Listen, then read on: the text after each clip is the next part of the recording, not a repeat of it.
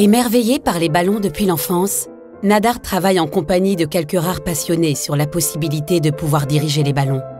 En 1863, c'est avec Gabriel de la Landelle et le vicomte de Ponton d'Amécourt qu'il crée la Société d'encouragement de la locomotion aérienne au moyen du plus lourd que l'air.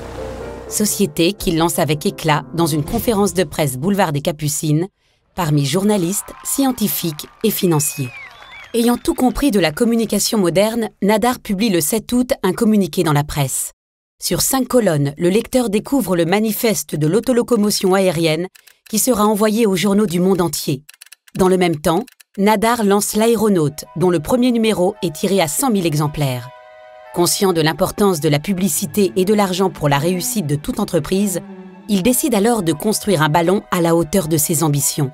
Ce sera le Géant. Le Géant porte bien son nom. 45 mètres de haut, 25 mètres de diamètre, 6000 mètres cubes de gaz pour un poids de 7,7 tonnes. La nacelle, construite sur 2 étages, est surmontée d'une terrasse. Contient 2 cabines, un cabinet de toilette, un bureau avec laboratoire photographique et une presse Ragno pour pouvoir envoyer des dépêches. Sans compter les provisions gargantuesques, 100 litres de vin, un quart de bœuf rôti, des liqueurs et bien évidemment du champagne.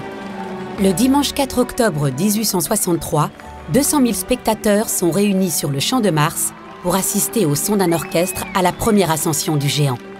Nadar avait fixé à 1000 francs le billet des passagers. Le ballon est prêt à s'élancer et c'est enfin le grand départ pour un vol de 5 heures qui mènera l'équipage jusqu'à Meaux. 15 jours plus tard a lieu le second vol. Napoléon III s'est déplacé et Nadar, en républicain convaincu, fait tout pour l'éviter, s'enfermant même dans un fiacre pendant qu'on fait les honneurs du ballon à l'empereur.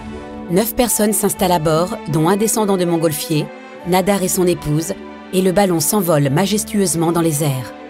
Un peu plus tard, c'est l'inquiétude. Le Géant ne donne plus de nouvelles. On apprend qu'il est retombé près de Neubourg, en Hanovre. L'atterrissage fut dramatique. Le ballon traînait sur plusieurs kilomètres. Nadar et son épouse sont blessés. Nadar est ruiné en l'air et à peu près ruiné sur terre. Mais Nadar a gagné la partie devant l'histoire, alors que débute bientôt l'âge des pionniers de l'aviation.